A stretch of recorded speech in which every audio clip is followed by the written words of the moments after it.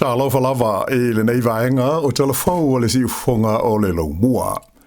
O ti munga mafa na palasi I Wellington e ano po ua lolo vai ai nisi o pitanu u a toa maisi vaenga o le o ngātu tonu o le laumua I Wellington e. Ta ua I se lipoti a le leo le iai o tangata sa ave se mai maula tu fale I le pitanu o Perampoa whapehai ma le awala o le o Hero Road I Brooklyn mo le pui ngā o lo lātou saonga le mū. Nā lo hia fo'i I tā whenga le ala tele numele tasi e la talata I le Basin Reserve, ma awhi ai awala I le Charles Street, whapea le Thompson Street, ma e tele ta wale sa le I mawhai o na sao fia ai. O le Julai ono I le tae aona le I la, na whaale au ngai na ila puta inga o ti munga mamafa ma winga lolo wao le tau, ina ua tau tuu maina le mamafa o timu, peita ai sa faa wopea o na pa uti munga isi vaenga o le laumua I Wellington e telefo isi la puta inga la numoli mo ti munga mamafa o lo o faa mamanuina pea I le taimi nei mo ni isi vaenga o le pito I lalo o le motu I matu o New Zealand. Na malo I mai le ofiso le tau le Met Service I ti munga mamafa e hawhi ai nisi vaenga o le motu I matu ma le tubutumu o le motu I saute a mata mai na po wha solo mai ai I le so e hawhi ai ma le tele o vaenga o le tunu ia sai longa o nā whaina I lo longa mata whenga ona o winga lolo wale tau le whai unga le vai aso. O ti munga mamafa I le whai unga le vai aso na lolo vai ai ma a fia I tā whenga mamafa ia le tu ma lo a toa o Wellington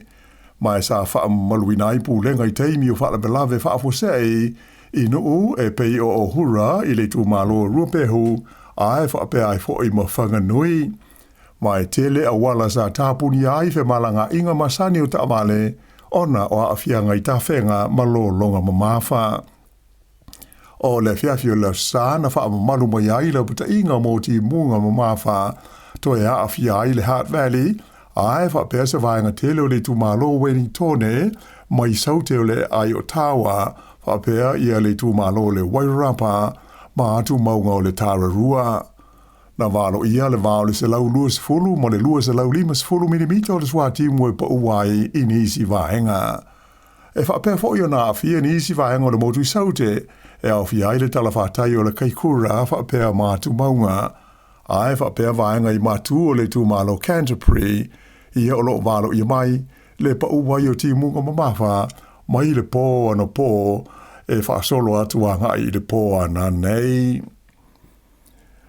Ua whautua ina le teimi nei e le pule nu o Lauano Ati Ilaoa Ken Laban I alona I tu malo ina ia tautua nā le saunga le mua tangata uma mai a fianga o ta whenga malolonga pei ona sa whenga iai le whaai unga o le vai aso ai mai se ia fesoa swani atu inisi e mo mia le fesoa swani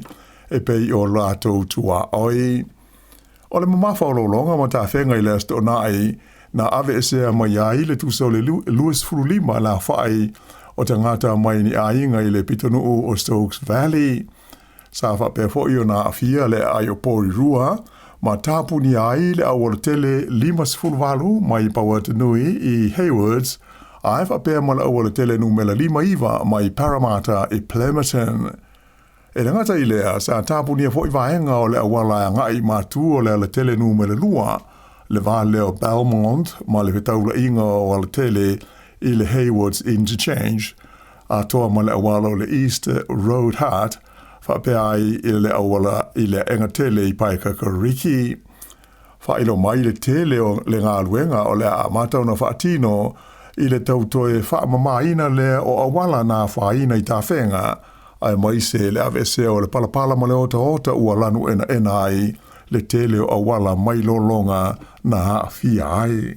Ta o mai le tamata I pule nuu I Porirua o Anita Baker e sili atu o na tele mea ua whaina ma wha le tonu I lolonga ma ta whenga nei na I lo le wha o vaianu le na tai ai le motu I matua New Zealand I le whai unga o le vai aso I o na tua. Ai I le tu malo le manawatu whape ma whakanui sa whape fo I o na tāpunia le awala tele nu me la fast food tolu I le vālea o whanga mō mona ma tau moranui ona o le malo sia timunga whapea ma tā whenga o vai. O lo so longa le leinga luenga so whaatasi o lo whaia le vaenga mo whale le pulenga Wellington ma le whaala po tonga tu ma oti e ngo o le DCM, le Downtown Community Ministry, ai pita ai e le o tai ona lava ia whale ma whai ona lato whaamatu atu e no nofo ai tangata ia le aini ainga I do tonu o le lau mua. Whale mai e whapea o lo to te le pea la whai o tangata le aini ainga mani whale e whaamautu iai I Wellington I le taimi nei. O le whainga so whaatasi le nei a le DCM ma le Dwell Housing Trust ua to o se fulu ono la whainga o tangata sa mo moi solo I polo tito whale o loa I le tonu o le tauranga ua mau ai whale whaamautu ne iai taru mai le whai unga le masina o Januari I lalo o le polo kalame whainga ina o le Housing First Program. O le polo kalame le malo e lango ina malo si ai tangata e le aini ainga ina ia maua ni whale no nofo ai. E pe ona si la fia ua tā fia e le o toe fausia ia ni whale fau o le malo e mau tutongi ai tangata. Ai o le polo kalame ua ai tangata ma pisinisi e ona ia le tele o whale fau e ua umo na fausia ai le ainisi na nofo ai ona o le taumata ina ia whaamatu ane ia whale mō lātou o lo tau sue ni mea e non nofo ai. E tusa ma le whase furu la whainga o tangata ua maua le DCM ma le Dwell Housing Trust ia se leni mai le malo e sue aini o lātou whale whaamautu iai. Pei tai o le whaafita uli le taimi nei o le fiu le tau wānau tangata e ana whale ia ua umo na whau e whaamatu ane ia whale e whaonga mō tangata e le aini a inga. Whailo mai e le whaatonu o le vaenga o whale, le Dwell Housing Trust o Elizabeth Lester, o se tauna unga le lei, le maua ni whale mō tangata ia sa nofo solo e le aini o lātou whale I tonu o le lau mua I Wellington. Whailo mai fo e le whaatonu o le DCM o Natalia Cleland, o taunga whai malosi I lātou e sue ia ni whale Tala whengai, ma mana onga o tangata ia o loo fia maua ni whale. O leo o whailo mai whala o I tele se fuafuanga le whainga malosa o whaatasi o loo iei nei New Zealand mo ni swinga te tele I le whainga e pasia ma lai sene naita avale laiti po o light vehicles. O le nei swinga o loo whaama whaina mai e whapea o le a whaasau I nai tupe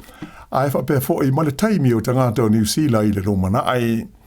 Whaali ei se whaasa launga na tu ina mai e whapea e ui ina o whausanga o ta avale I ona po nei ua siri atu o na saunga le mū to e le lei ma wha moe ina ai o loo mana o mia pea le wha lau so o na pasia ma siaki o ta avale la iti nei I le tonu o New Zealand wha atusa I isi atu nu ui whafo. O se tūlanga ua tangi ai le mao tua o tū la fono New Zealand I le tu e a awhiai le lei sene ina leo ta avale. O le la o fola mai le whainga malo o lo tu nei le foe e amata I la so mua o novema o le tausanga le nei o na ta ilua tausanga le umi e ao ngā ai le sene o ta avale la iti uma e laloifo le se fulfa tausanga le mātutua. O le winga moni o le swinga o ta avale uma ua ta I se fulfa tausanga le mātutua o le ata ilua tausanga ma pasia ma whaafou o la tau le sene. Ai o ta avale fau, brand new, o le ata I whātau sanga ma pasia ma whaafou o lātou le sene. Ai o isi ta avale tuai uma po ta avale e siriatu le se furu whātau sanga ia le mātutua o le atu mau na pasia ma le sene I nei tau sanga te itasi uma e pei ona iai I le teimi nei. O le awha malo sia fo I le tūlanga mo mia o le saunga le mū mo ta avale uma I le teimi e pasia ai ma whaina whaasalanga pe a le tausisia ia tūlanga. O stasio vaenga tāua o nei swinga, o le whaamalosia lea ma le whaale leia o pol kalame whaale awa onga mō te uma e winga I le saunga le mua o whemalanga inga o ta amale afi. Ua whaanga solo I le teimi nei sua suenga leo I le whaale velave lea na whano aile soi fua o tangata e totolu I le ai o Hastings I le whaai unga o le vai aso. Lipo tia mai leo nei whaala velave sa tūlei mai I se fale e le awala e ngō o le Avenue Road East i le tae ao leo Sanafi mai tō tasi le tangata e taunu watu leo ua umalo na ola ai tō toluisi na manu nua ti ngā ina ai. Sa awinane i lato umanei i le fale mai Hastings ai na muli ane malili wai i a leisi tō lua. O le lipotia le wale sfasa laua New Zealand na ta uma iei e whapea o la tau tō tolu ia ua whanau le soifua mai lea whaalawelave o ta maiti e tō lua ma le fofine e tō tasi a o le tangata e tō tasi o lo tau fia mo tōngu fitinga le whale mai o le alii po se tau maa loa. Whailo mai e le li taita ilo leo ya Martin James e le aise mea e whaapopole i nai le saunga le mūwala mamadu le tunu i lea vaenga o Hastings o na o lea whaalawelave ua i lima nei o leo. I le ai o nei pia tō tasi le tangata na maua ua maliu i le mua se whale i le waweao le Sanafi o lea whaalawelave na awhi aise whale i le awal tele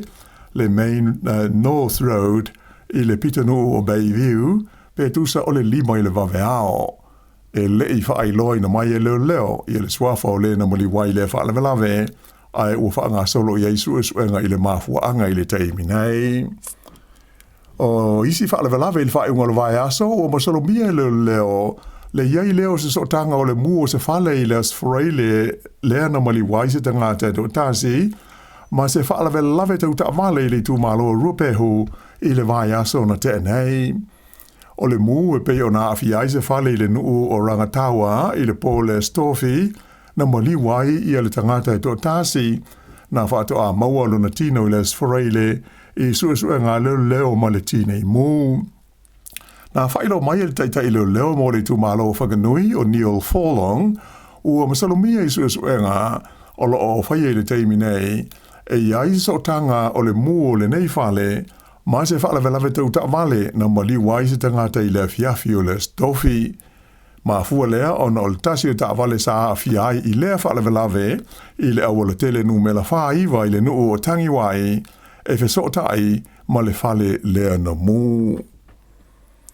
I mata upu tau upu whai o maa lo, 30% le ua o iai le tūlanga langoina o le partia le National i le suasuenga le tomai nei o manatu malangona o le au pālota. Ai wātangia i le suasuenga e le maua i le whainga malo so whaatasi o lo tu nei le foe. I le foe nu mela e tau awe nai se whainga malo fau.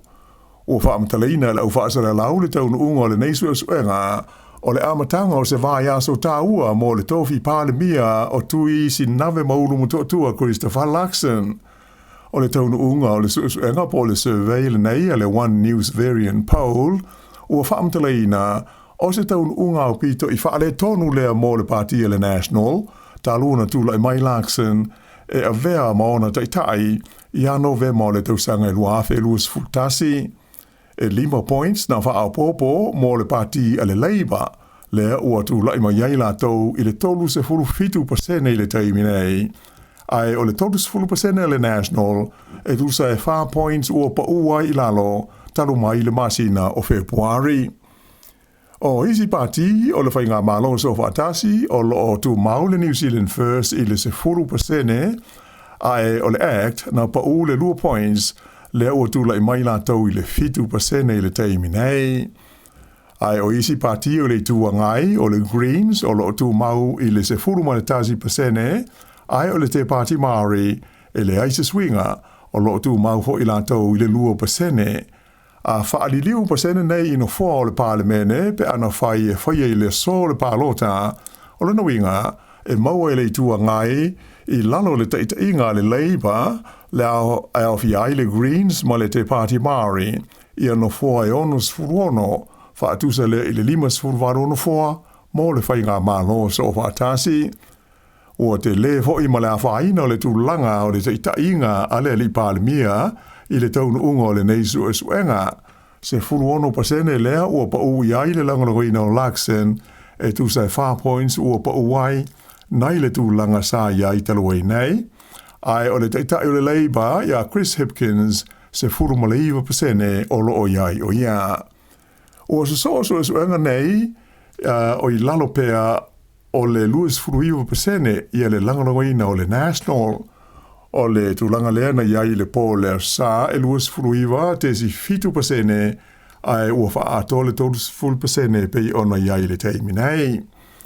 Na mausali le talia le li palemia e le o manatu o ia wha mawai mai ilo na tofi te itai ina ua visilingia le autus tala talua na uma ia su enga. Ai o las freile taluai sa ato e tuli loai nai fo ia le autus tala ia le li palemia ina uani e mai se li poti le New Zealand Herald e tusa o se tau mawhainga nisi hoi pule e whaasanga i lana te ita inga o le pati le national. O le suasuanga le nei le TV a le One News ma le Varian Poll na whaamuta i le so lulu taruai o lona winga la tau tele i maua mea ia na tutupu les freile e a awhiai le li palemia ma lana te ita inga. O ia tūlanga o manatuai lau whaasala lau o le a tele ni fesili o le a whengai nei ma tui sinave maulu mo tutua i le amatanga o le nei vai as o fau. O to ina mai se rapta inga le partia le Greens e winga i se mala wa awhiai le soifuanga o tangata i le lātou launga au tū e whaadetau i le tūlanga o le paneta o lo o tātou soifuai nei.